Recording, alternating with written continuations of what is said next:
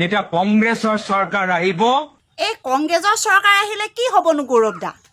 প্ৰথম কেবিনেট মিটিঙত এইটোৱে কাম আমি কৰিম। এই কি কাম কৰিবনো? যে কিমানবোৰ মাটি অবৈধভাৱে হিমন্ত বিশ্ব শৰ্মা ডাঙৰীয়া কোম্পানীয়ে অসমৰ ভিতৰত গৈছে, এই গোটেইবোৰ মাটি। মামা, এই গৌৰৱ দাই কি কৈছে শুনিছে নাই? আপুনি বোলে অসমত যিমান মাটি লৈছিলে বোলে কোম্পানী খুলিবৰ কাৰণে গোটেই মাটিবিলাক লৈ ল'ব হেনো। অত্যন্ত মই ভয় খাইছো আপুনি ভয় খাইছে?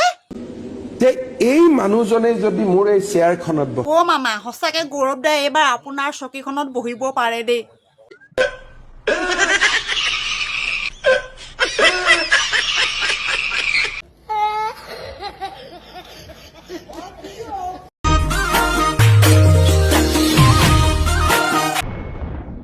গোটেই ইলেকশ্যনৰ সময়খিনি গোটেই ৰাতিখিনি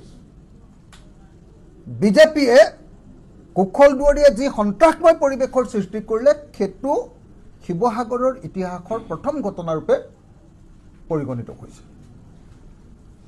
তেনেকুৱা প্ৰেক্ষাপটত আমি সকলোৱে গম পাওঁ যে শিৱসাগৰত কুশল দুৱাৰীয়ে স্পষ্ট ভাষাৰে কৈছে যে এইবাৰ ৰাইজৰ দলৰ সভাপতি আৰু তেওঁৰ প্ৰতিদ্বন্দ্বী প্ৰাৰ্থী অখিল গগৈক তেওঁ হত্যা কৰিব।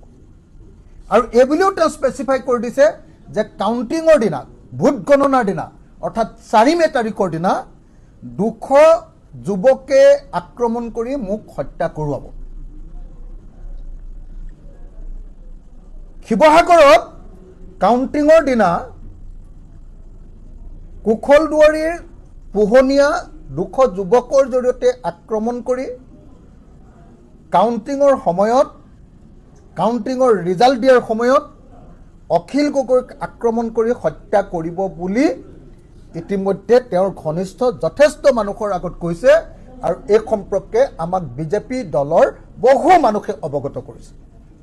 কেৱল সেইটোৱে নহয়, কেৱল অখিল গগৈক টাৰ্গেট কৰা নহয়, মোৰ ব্যক্তিগত সচিব অম্লানজ্যোতি গগৈ, তেওঁ ৰাইজৰ দলৰ সদৌ অসমৰ সাংগঠনিক সম্পাদক অম্লানজ্যোতি গগৈকো গুলীয়াই হত্যা কৰিব বুলি ভাবুকি প্ৰদান কৰিছে। তদুপৰি গুৱাহাটীৰ এজন সাংবাদিক ইয়ালৈ আহিছিলে অৰূপ কুমাৰ কলিতা বুলি, অৰূপ কুমাৰ কলিতাকো গুলীয়াই হত্যা কৰিব বুলি ভাবুকি প্ৰদান কৰা বুলি মই জানিব পাৰিছোঁ। গতিকে কুশল দুৱাৰীয়ে এটা সন্ত্ৰাসময় পৰিৱেশ সৃষ্টি কৰাৰ কথা আমি সকলোৱে জানো।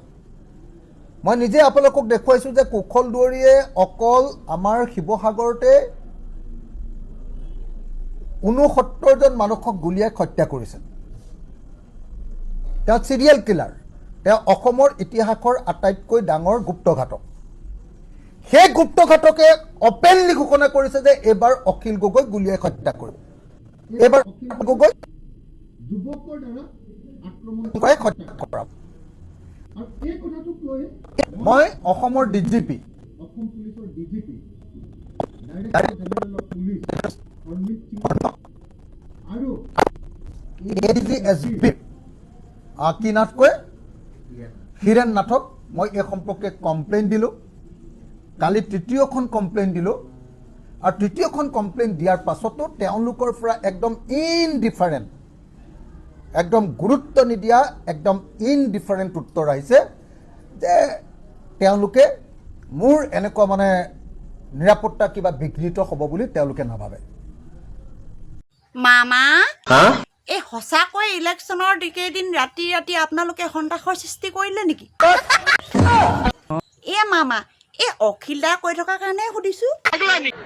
অখিল গগৈয়ে ভাবে যে ময়ে মুখ্যমন্ত্ৰী হ'ম। আৰে ভাই, পৃথিৱীৰ আটাইতকৈ 2 নম্বৰী মানুহটোক কোনে মুখ্যমন্ত্ৰী হিচাপে আকৌ দ্বিতীয়বাৰ বিচাৰিব? কিন্তু মই নিজেও নাজানো ভগৱানে কাক কি লিখি থৈছে কোনে জানে। 3 টকা মুৰ্গী কণীৰ দাম 100 টকা কৈছে। তাৰ পাছত পৃথিৱীৰ কোন মূৰ্খই হিমন্ত বিশ্ব শৰ্মাক আকৌ মুখ্যমন্ত্ৰী বিচাৰিব? হে ভগৱান, এনেকুৱা কথা কোৱা মানুহৰ সমান মূৰ্খ মানুহ পৃথিৱীত জন্ম হৈছে।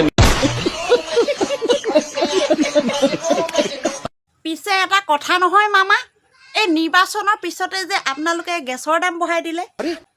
অঁ মামা, আৰু এতিয়া শুনিবলৈ পাইছোঁ আপোনালোকে বোলে পেট্ৰল আৰু ডিজেলৰ দামো বঢ়াব। এই মামা, এই অখিল দাই কৈ আছে নিৰ্বাচন শেষ হোৱাৰ লগে লগে যিধৰণে গেছ চিলিণ্ডাৰৰ দাম বঢ়াইছে, 5 কেজি গেছ চিলিণ্ডাৰৰ দাম যিধৰণে বঢ়াইছে, 19 কেজি গেছ চিলিণ্ডাৰৰ দাম যিধৰণে বঢ়াইছে, আৰু আমি দেখিছোঁ যে গেছ চিলিণ্ডাৰ নহয়, এতিয়া পেট্ৰল আৰু ডিজেলৰ দাম যিধৰণে বঢ়াবলৈ চেষ্টা কৰিছে, এইটো এটা ভয়ংকৰ ঘটনা।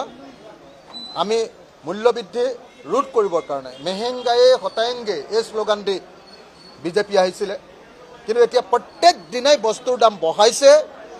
বিজেপিৰ জনগণ বিৰোধী চৰিত্ৰ প্ৰত্যেক দিনাই ওলাইছে। গতিকে যিমানেই দিন গৈ থাকিব মানুহে সিমানেই বুজি পাব যে বিজেপি এটা জনগণ বিৰোধী শক্তি আৰু ইয়াক গণতন্ত্ৰ বিৰোধী শক্তি, আৰু ইয়াক উফৰাই পেলোৱাৰ বাহিৰে জনগণৰ কোনো বিকল্প নাই। Thank U. অখিল গগৈৰ নট অলপ ঢিলা আছে।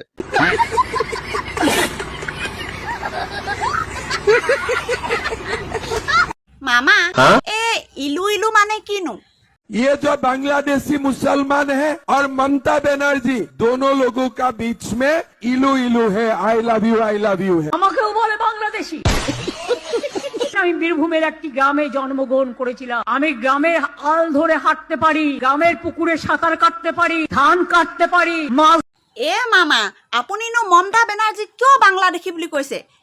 তাই কৈ আছে শুনা নাই জানো, তাই বোলে মাছ ধৰিব পাৰে, ধান কাটিব পাৰে। মাছ ধৰিব পৰা আৰু ধান কাটিব পৰা মানুহ বাংলাদেশী হ'ব পাৰেনে? আমাৰ ভাৰতৰ মানুহ আকৌ। মাৰি ঠেং ভাঙি দিম। এতিয়া কংগ্ৰেছৰ চৰকাৰ আহিব। এই কংগ্ৰেছৰ চৰকাৰ আহিলে কি হ'বনো গৌৰৱ দা? প্ৰথম কেবিনেট মিটিঙত এইটোৱে কাম আমি কৰিম। কি কাম কৰিবনো? যে যিমানবোৰ মাটি অবৈধভাৱে হিমন্ত বিশ্ব শৰ্মা ডাঙৰীয়া এণ্ড কোম্পানীয়ে অসমৰ ভিতৰত গৈছে, এই গোটেইবোৰ মাটি। মামা এই গৌৰৱ দাই কি কৈছে শুনিছে নাই? আপুনি বোলে অসমত যিমান মাটি লৈছিলে বোলে কোম্পানী খুলিবৰ কাৰণে গোটেই মাটিবিলাক লৈ ল'ব হেনো। অত্যন্ত মই ভয় খাইছো আপুনি ভয় খাইছে? যে এই মানুহজনে যদি মোৰ এই চেয়াৰখনত মামা সঁচাকে গৌৰৱ দাই এইবাৰ আপোনাৰ চকীখনত বহিব পাৰে দেই।